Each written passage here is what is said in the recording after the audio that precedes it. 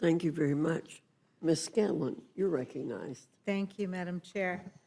I guess my constituents and I were naive when we thought that after a 7-week vacation for our colleagues, that when we came back to Congress, we would be addressing the most important issues for the American people: healthcare and housing affordability, addressing government corruption. I mean, there's no shortage of issues that we should be working on, but looks like we're doomed to disappointment. So this panel, we've got, families in Pennsylvania and across the country who are being squeezed by higher energy costs, but we're considering several bills whose major purpose is to give handouts to the fossil fuel industry, make it easier for them to make bank. H.R. 1949 strips the Department of Energy of its ability to consider issues affecting my constituents and the country as a whole, issues like consumer prices, the environmental impact, and the strategic national interests of our country. This means the impact of this bill is to have more exports tied to global price swings, fewer consumer safeguards, exactly the opposite of what families in my district need when their energy bills are already too high. The Department of Energy's own analysis and independent experts have warned that unfettered LNG exports can raise domestic prices and increase volatility. We should be protecting our ratepayers, not exposing them to higher costs. The Refiner Act, H.R. 3109, instructs the Oil and Gas Advisory Council to submit a report to Congress on the oil and gas industry. So that's not neutral policy. That's outsourcing policymaking to an industry-led council instead of independent experts. So it does not appear that these bills prioritize the best interests of the American people, or certainly my constituents. Last Congress, we passed historic legislation to invest in clean energy. We lowered energy costs across the board and set the stage for a future with less pollution and more reliable electricity generation. But Trump and the Republican-led Congress have undone large parts of that critical legislation to provide billionaires with tax breaks. And now they're going forward with this legislation, which will enrich corporations, increase the pollution poisoning our air and water, and worsen the climate crisis.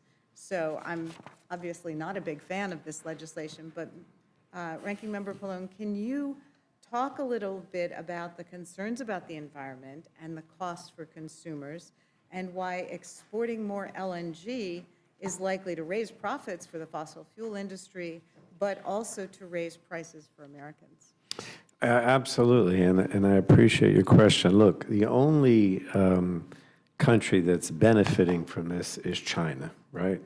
And other adversaries, right? Because right now, as I said, something like the DOE has allowed permits to triple the amount of LNG. And, if you're worried about our allies like Europe, I mean, this takes you to 2032, right?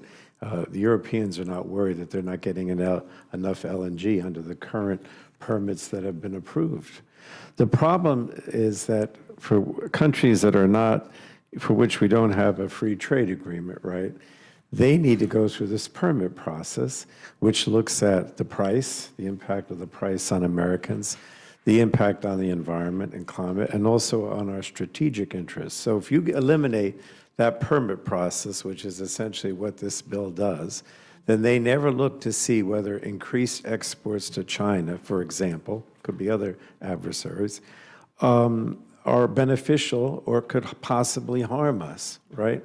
And the president is going around hawking the fact that we could send more LNG to China. I mean, he doesn't pretend that that's not what he's up to. He makes it clear every day. He says, I want to sell more LNG to China. He says it outright, okay?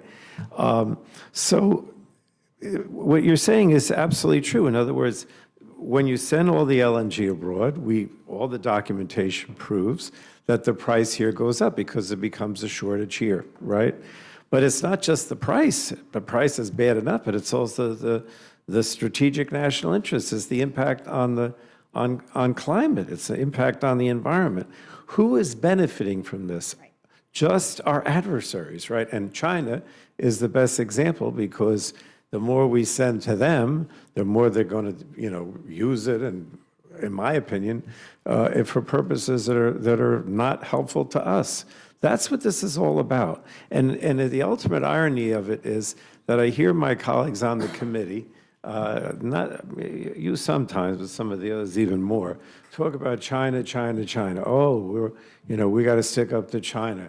We got to have tariffs on China. We have to have this, right? Well, why in the world would you allow this to occur? I know the president wants to send it to China, but we shouldn't be. It's not in our interest. I mean, I think you're laying out really well the strategic national interest, but the calls I get in my office are about people's concerns about not being able to afford their energy bills. Sure. And concerns about the environmental impact of running LNG lines through their neighborhoods. And the So- irony is that, as you know, during his campaign, the president said over and over again, I am going to cut electricity prices in half. I think he even said in the first day or the first week. And they keep climbing every day. And this will only contribute to it. Well, and what I find most offensive about this legislation is it basically puts not just a thumb on the scale, but a fist, and says, we are not even going to look at the things that Americans are most concerned about. We're just going to say, nope, we're assuming that all this is going to be good for Americans, despite the evidence to the contrary, and we're just going to look at how to make it better for oil companies and natural gas companies. So I object to legislation that puts the blinders on Congress when it comes to how we should be legislating. With that, I yield back. Thank you.